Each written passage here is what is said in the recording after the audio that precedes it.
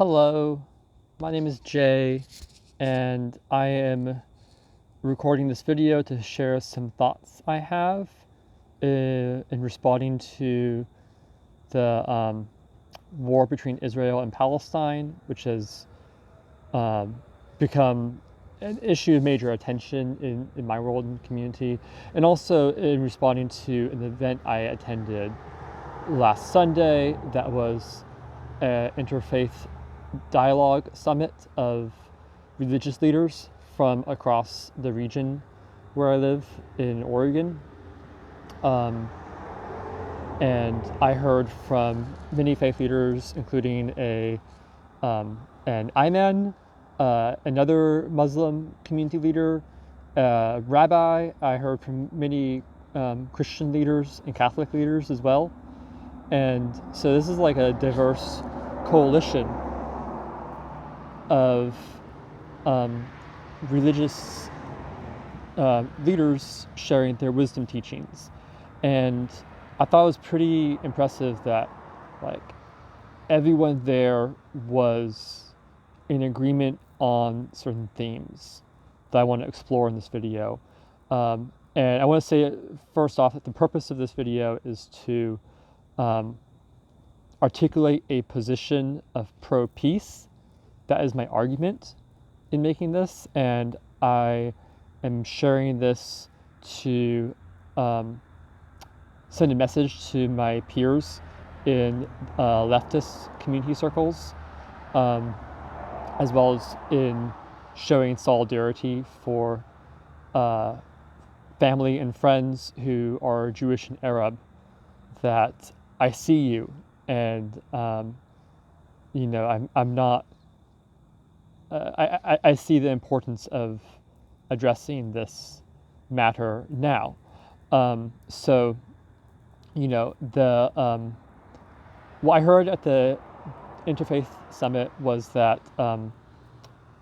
everyone there was in agreement that what Hamas did in attacking Israel on October 7th was terrible and atrocious violence.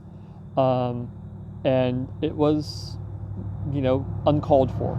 It was not consistent with the wisdom teachings of these leaders, the people that I was listening to. And I agree with that completely. I feel that I maybe haven't spoken out on this enough and making postings of my own that were pro-Palestine. So I want to address that. What Hamas did in attacking Israeli civilians at a music festival and attacking people in their homes and who were asleep, and taking hostages and murdering innocents, that is all condemnable. It's so that needs to be understood at the beginning. And people are still being held in hostage now. And this has triggered, for many Jews, this has triggered their trauma in intergenerational harm caused from past violence, such as the Holocaust, which was 80-something years ago, and past pogroms as well, and mass violence. So I think that needs to be understood in context to the larger issue, and that Jewish people deserve our sympathy and our compassion. So that my heart goes out to you, and I have friends and family who are Jewish and whom I really value their presence in my world, and I feel that as a leftist myself, that I want for us to be in solidarity together, even if we don't agree in our ideology and about the world, that we can still work together for peaceful coexistence and hopefully being friends, and more, if you're my family, I guess. The next thing I want to address is that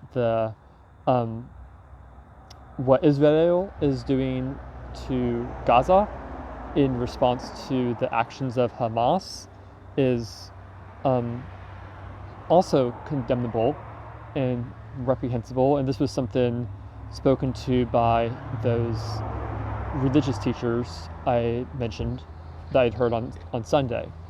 And that we, like, to witness the collective punishment of Palestinian people in Gaza and in the West Bank for what Hamas did feels wrong, in its equally so in its own way. As Israel has now killed many thousands of innocent Palestinian civilians. And they don't make the distinction of combatant and non-combatant within the war zone, it seems. And they're bombarding residential homes. And one man shared at this summit that news that he had found out the day before of his whole family being killed in the war from an airstrike on their residential apartment building. 38 members of his family died, and he has one surviving family member who's an 8-year-old child. And that is just so tragic, and I feel very deeply sad for the people whose lives are torn apart by this war. So I just want to get that out there that in my perspective, Palestine and Israeli people on either side have valid reasons to be feeling hurt and traumatized by this and reacting in all the ways that they have so far. And that's not to excuse the violence, but just to say that, like, their reactions are valid. Their responses, their feelings are valid. And so,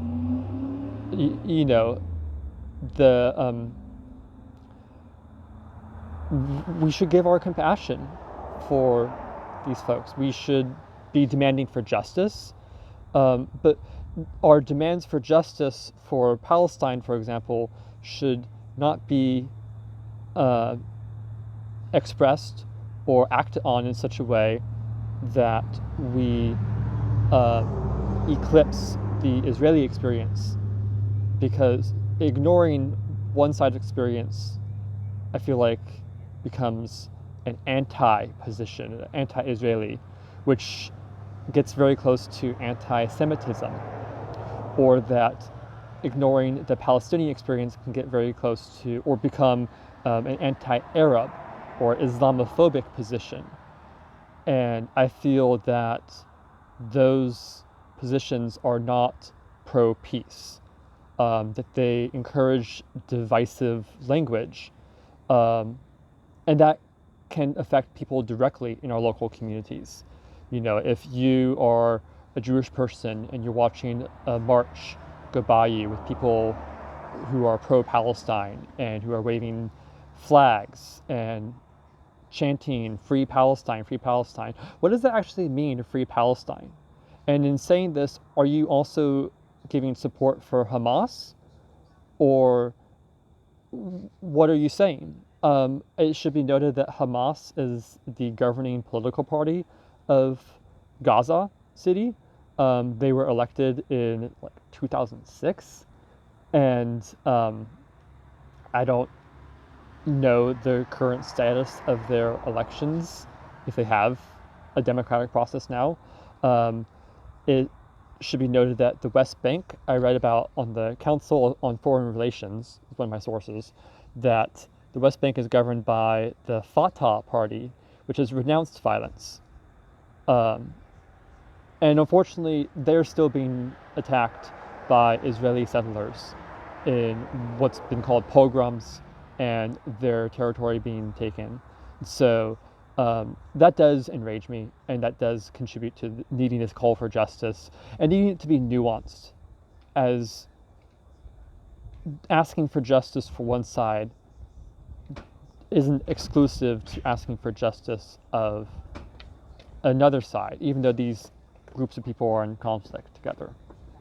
So that nuance is important, and in our discourse on the matter, we shouldn't collapse narratives into simplistic either or statements. That I think it's important to hold space in our narratives for the full range of human expression, for disagreement to be heard, and people disagreeing should not be attacked. That to me, that's what it means to have authentic discourse, especially on a matter as contentious and divisive as this. And I've been in discussions with MERP, one of my leftist community groups previously, about Palestine, and in that discussion I was more solidly pro-Palestine. I acknowledge that, and that attending this interfaith summit and also speaking to some of my friends who are Jewish has compelled me to expand my perspective on this, to demand for more of a pro-peace platform that is not explicitly pro-Palestine or pro-Israel. That I'm not sure I understand now what it means for Palestine to be free, for one thing, in light of having learned about competing claims of indigeneity to the region, that Arabs have been in the region for hundreds of years, since the Ottoman Empire, but there's never been a Palestinian state, so far as I've learned. That Israel, in its modern form, was created in 1948 through the UN and the British government acting in coordination together, and the Jewish people alive today traced their ancestry to the lands of Israel, which are contested now, and that goes back thousands of years and is documented in archaeological records and in the Bible and the Torah, and those should be respected for their claim to indigeneity. So I would like to see a plan for people in that region to coexist. I don't know what that will take. I'm not going to try and solve that. However, I do believe that we can promote some ideas for a plan for people in the United States to coexist as Jews, Arabs, and many other ethnic and religious groups coexisting. Acknowledging that there are subtle but important distinctions between religious and ethnic affiliation, and I'm obviously a white male person who I have no stake in in either side of this. I don't have skin in the game, so to speak, but I'm a concerned community member who wants to support my neighbors in coexisting together, and I want to create community where inclusion is a priority, and that we hold space for such discourses what I'm engaging in here. So that's all I have to say. Happy to engage in more discussion about this, and that I hope to hear some comments or feedback if people have thoughts to share. Thank you for listening. I hope that this video format was more accessible than my paragraph essays of text that would have been the same content as I've been speaking of here. So, good night.